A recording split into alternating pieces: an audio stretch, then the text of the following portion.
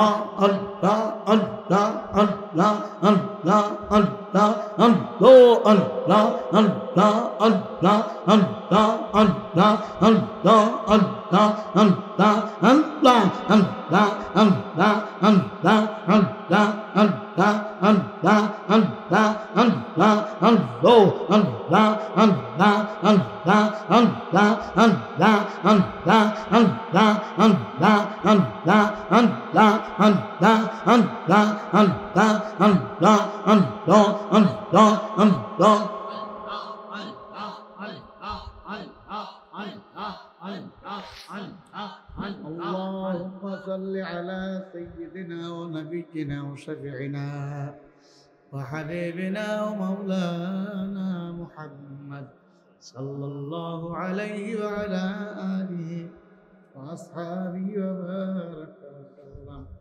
اللهم صل على سيدنا ونبينا وشفيعنا وحبيبنا ومولانا محمد صلى الله عليه وعلى آله وأصحابه وبارك وسلم. اللهم صل على سيدنا ونبينا وشفيعنا وحبيبنا ومولانا محمد صلى الله عليه وعلى آله وأصحابه وبارك وسلم.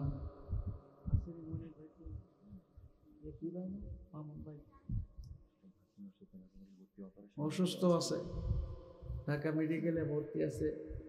আমার আলিয়া অসুস্থ, আরো অনেক রোগী আছে। সমস্ত সভাপতি সাহেব আব্দুর রশিদ সাহেব অসুস্থ আছেন, দোয়া চাইছে। আল্লাহ পাক যেন শেফায়ে কামেলা নসিব করেন। এখন আমরা দোয়া করব। প্রচণ্ড গরমের মধ্যে আপনারা বসে এতক্ষণ আলোচনা শুনছেন, জিকির করছেন। আল্লাহ যেন এই গরমের কারণে আখিরাতের গরম মাফ করে দেয়। আল্লাহ যেন এই গরমকে উসিলা করে আল্লাহ যেন কিয়ামতের ময়দানের সূর্যের গরম থেকে আল্লাহ আমাদেরকে মাফ দিয়ে দেয়। আমরা এখন তওবা করব। তাইবু মিনাজ যামবি কামান লা যামবালা। নবীজি বলছেন, কেউ যদি গুনাহ থেকে তওবা করে আল্লাহ তাআলা পিছনে সব গুনাহ মাফ করে দিবেন। আমরা এখন তওবা করব। মেম্বার সাহেব নাই, হ্যাঁ, ওনার জন্য দোয়া চাইছি। আমার সাথে পড়ে নাউযু বিল্লাহি মিনাশ শাইতানির মন। একদিন তো নতুন গহনা পরে নতুন কাপড় পরে আরে মন, এই ঘরে দরওয়াজা দিয়ে নতুন বউ হয়ে ঢুকছিলাম। কত মহিলা বাতাস করছে, কত মহিলা শরবত মুখে দিছে। যেদিন প্রাণ পাখি চলিয়া যাইবে সেদিন এই ঘরের দরজা দিয়ে মরা লাশ হইয়া বাহির হইবা। ছেলে কাঁদবে মামা করে, মেয়ে কাঁদবে মামা করে, জবাব তো আর দিবা না। ও মাবুদ গো, রহমতের নজর দিয়ে চাইয়া চাইয়া দেখো, মাগরিবের পর থেকে পর্যন্ত উলামায়ে কেরাম বয়ান করলো, জিকির আজকার হইল। ইয়া আল্লাহ, ভুল ত্রুটি ক্ষমা করে সহি কথার উপর আমল করার তৌফিক দিয়ে দেন। ইয়া আল্লাহ, আজকের মাহফিলকে হেদায়েতের জরিয়া বানায়া দেন। ইয়া আল্লাহ, মাহফিল যাদের উদ্যোগের চেষ্টায় খাটনির দ্বারা সাহায্যের দ্বারা হইল, যারা টাকা দিয়ে পয়সা দিয়ে জানমাল জ্ঞান বুদ্ধি দিয়ে সাহায্য করলো, আসলো বসলো বয়ান করলো, শুনলো আলোচনা করলো, শুনলো, আল্লাহ সবার উপর খাস রহমত নাজিল করুন আল্লাহ। ইয়া আল্লাহ, আপনি আমাদের সবাইকে আপনার গোলাম হিসেবে কবুল করিয়া নেন, আপনার খাঁটি বান্দা হিসেবে কবুল করিয়া নেন। ইয়া আল্লাহ, আজকের মাহফিলকে আল্লাহ আপনি নাজাতের ওসিলা বানাইয়া দেন। ইয়া আল্লাহ, এই মাহফিলের জন্য আল্লাহ আল্লাহ যারা খাটনি দিল সবার উপর খাস রহমত নাজিল করেন। ইয়া আল্লাহ, এই বাড়ি ঘরের এই এলাকার যত মুর্দেগান কবর শেয়ার হয়েছে, ইয়া আল্লাহ সকলের কবর বেহেশতের বাগান বানায়া দেন। ইয়া আল্লাহ, মেম্বার সাহেবের কবর আল্লাহ সবার কবরকে জান্নাতের বাগিচা বানায়া দেন আল্লাহ। ইয়া আল্লাহ, ইয়া আল্লাহ, এই মৌলবী বাড়ি যত মুর্দেগান কবরে ঘুমায়া রয়েছে আল্লাহ সকলকে আপনি মাফ করিয়া দেন আল্লাহ। যারা বেঁচে আছেন এক হায়াত বাড়াইয়া দেন আল্লাহ, এক নেক হয়ে থাকার তৌফিক দান করেন। দুনিয়ার ফিতনা ফাসাদ থেকে ঝগড়া বিবাদ থেকে বাঁচায় রাখেন। ইয়া আল্লাহ, আমাদের দেশের পর রহমত নাজিল করেন আল্লাহ। সার্বভৌমত্বকে আপনি হেফাজত করেন, ষড়যন্ত্রকারীদের ষড়যন্ত্র থেকে আপনি হেফাজত করেন। ইয়া আল্লাহ, আপনি ইসলামী হুকুমত প্রতিষ্ঠা করে দেন। ইসলামী হুকুমতের জন্য সাহাবায়ে কেরাম মানে সেইভাবে জাদ্দোজাহদ করার তৌফিক দিয়া দেন। ইয়া আল্লাহ, যে দাবি আদায়ের জন্য আল্লাহ ছাত্র জনতা আল্লাহ ইয়া আল্লাহ আন্দোলন করতেছে আল্লাহ, তাদের দাবিকে আপনি আমাদের দাবিকে আদায় করার ব্যবস্থা করিয়া দেন। ইয়া আল্লাহ, পেশিবাদের দূষর যারা আল্লাহ দালাল যারা এদেরকে আপনি আল্লাহ সরাইয়া দেন আল্লাহ।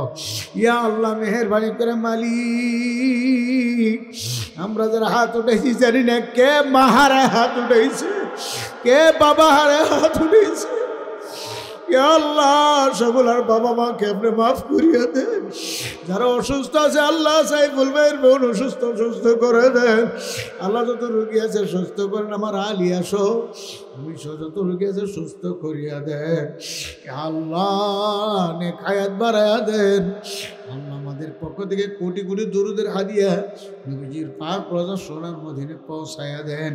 ইয়া আল্লাহ, মামুন ভাই সহ আল্লাহ যারা মাহফিলের আয়োজন করছে, চেষ্টা করছে, ইয়া আল্লাহ প্রত্যেকের দিলে নেক মাকসুদ পূর্ণ করিয়া দেন। ইয়া আল্লাহ, প্রত্যেকের দিলে নেকের অবস্থা আপনি তো জানার বাকি নাই। প্রত্যেকের দিলে নেক মাকসুদ গুলো পূর্ণ করে দেন। কামা রোজগার বরকত দান করেন, হালাল রিজকে বরকত দান করেন, হারাম থেকে বাঁচিয়ে থাকার তৌফিক দেন। ইয়া আল্লাহ, আমাদের দেশের প্রত্যেকটা মহিলাকে আল্লাহ দিনদার নামাজি বানায় দেন, প্রত্যেকটা পুরুষকে দিনদার নামাজি বানায় দেন। ইয়া আল্লাহ, মহিলাদের আল্লাহ ন্যায্য অধিকার আদায় করার তৌফিক দিয়া দেন। ইয়া আল্লাহ, ন্যায্য অধিকার আদায় করার তৌফিক দিয়া দেন। ইসলাম যে মহিলাদেরকে সম্মান দিছে আল্লাহ, এই সম্মান বোঝার তৌফিক দিয়া দেন। যে সমস্ত কুলাঙ্গার মহিলারা ইয়া আল্লাহ নারী কমিশনের নামে আল্লাহ দেশটাকে মহিলাদেরকে আল্লাহ ব্যবসা বানাবার চক্রান্ত করতেছে, এদেরকে আপনি হেদায়েত দিয়ে দেন আল্লাহ। হেদায়েত না থাকলে আপনি ধ্বংস করিয়া দেন। ফিলিস্তিনি, ভারত সহ সারা পৃথিবীর মুসলমানদের আপনি হেফাজত করেন ইয়া আল্লাহ। সারা পৃথিবীর মুসলমানদের হেফাজত করেন ইয়া আল্লাহ। বাংলাদেশ, পাকিস্তান, ভারত, ফিলিস্তিন সমস্ত মুসলমানদের জানমাল হেফাজত করেন। সাল্লাল্লাহু তাআলা আলা খায়রি খালকি নূর আরশি মুহাম্মাদি ওয়া আলিহি ওয়া আসহাবিহি আজমাইন। আমিন। রহমনা মাআহুম বিরহমাতিকা ইয়া আরহামার রাহিমিন। আসসালামু আলাইকুম ওয়া রাহমাতুল্লাহি ওয়া বারাকাতুহু।